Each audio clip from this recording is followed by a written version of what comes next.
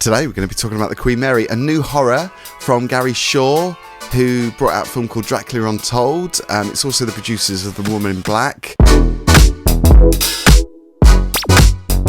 And look who it is, a fan of nautical horror, Paul Joseph. That's what you told me anyway. Yes, so much that I actually once produced a nautical horror-based cabaret show called Frightanic. What? Oh, see, you shouldn't have announced that because people will be stealing your ideas now. Well, you should copyright it. That's really good. I almost thought of doing the follow-up to it called Frightanic, the Poseidon Adventure, and having it a nautical horror cabaret where everything's upside down.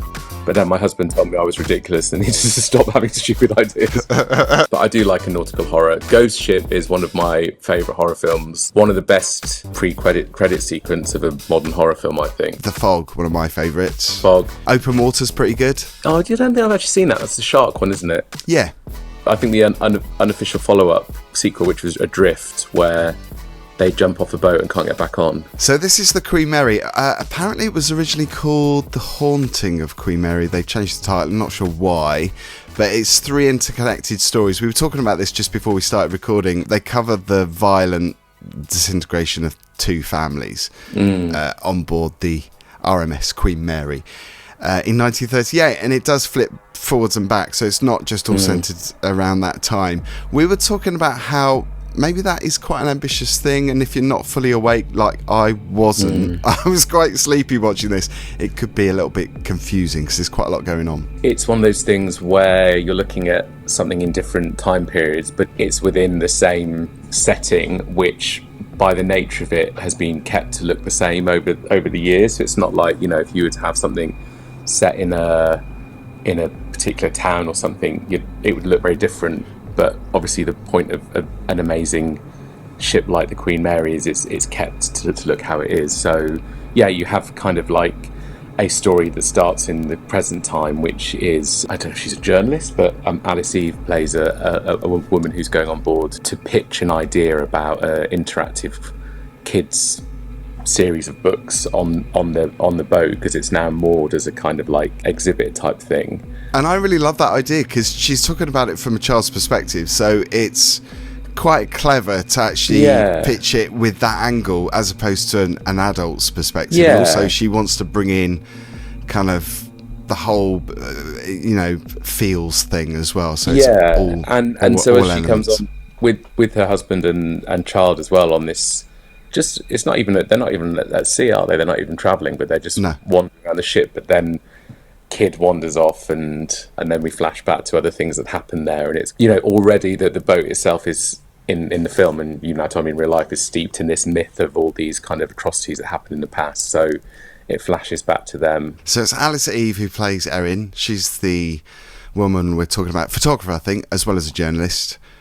She's obviously taken a lot of pictures, and obviously that involves the whole evidence side of the story, because that, you know, is good if you're looking at kind of spooky stuff and ghost stories. And obviously in real life the Queen Mary is rumoured to have quite a lot of ghost stories connected to it. Patrick is played by Joel Fry, who I met at the BFI once actually. He's a really quirky guy, like in real life. What was he promoting then? He was in a film called Benjamin. He was also in Game of Thrones, wasn't he? He was, yeah. And Alice Eve is the daughter of Trevor Eve. You might remember Shoestring. That's a cultural reference for the kids. A lot of people won't know what that is, Shoestring. I was just checking IMDb actually, because Joel Fry was also in quite an interesting horror called In the Earth, or In This Earth. Yeah, In the Earth. That's really good, that film. Ben Wheatley. It was a kind of reference to the pandemic. It was kind of about nature taking over, and it was it's really good. Have you seen it? Yeah. Really trippy. Bit of a head.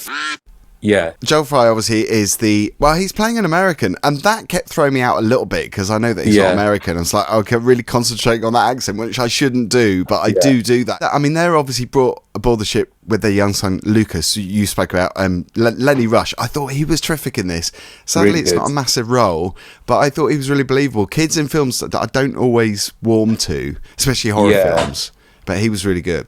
He was really good, and there's also a girl who's a bit older than him, I think, but in the other storyline as well, who's really good. She has a dancing role with Fred Astaire, or an actor who's obviously playing Fred Astaire. That's such a weird scene. I mean, it's kind of David Lynchian in a way. Yeah. But I thought, Star Wars, there's a lot of styles going on. I thought it had a bit of John Carpenter, had a bit of Stanley Kubrick, had a bit of David Lynch. But I thought it, really packed a punch. I think Star Wars, the director really had a good pace going. I think you it's mentioned really, that it might be a bit of a hard slog for some people, but yeah, I think at the time I found it a bit of hard work, and that's maybe, to be fair, the difference between watching something on a screener kind of at home as opposed to maybe in the cinema where you're completely focused.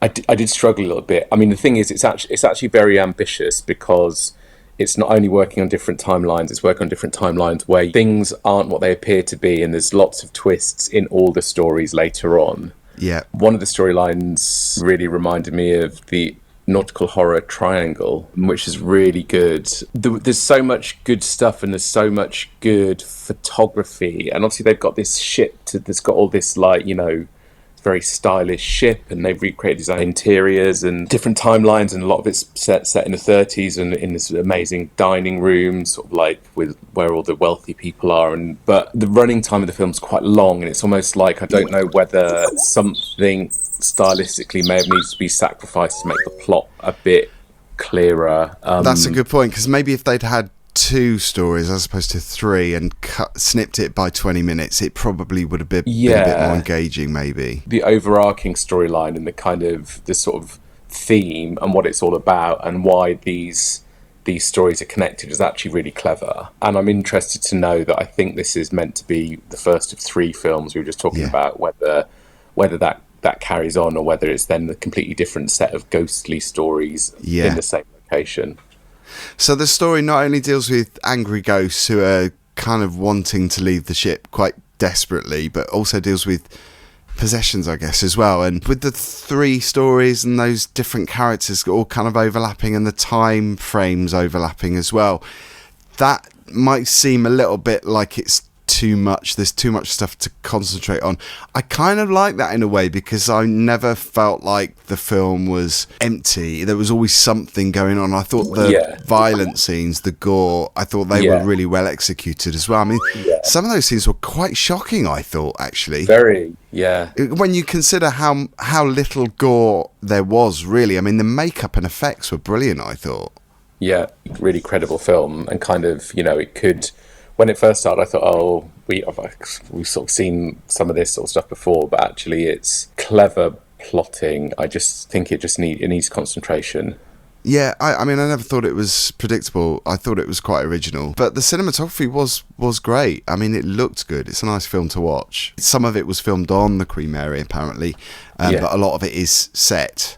Yeah. I mean, you can kind of tell which bits are set, but it doesn't take you out of that mood, though, of where it is. And obviously there's a lot of aerial shots. There's some quite nice angles as well. It's like when some of the characters come into frame, it's almost like the camera's zooming in on them quite ominously for no real reason. There's no apparent reason why it's doing that, but it just gives you that sense of dread. If you are going to see it, or you wanted to see it, you're intrigued, maybe...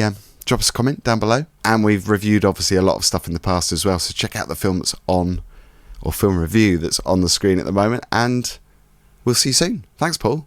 See you later. Thanks everyone for watching.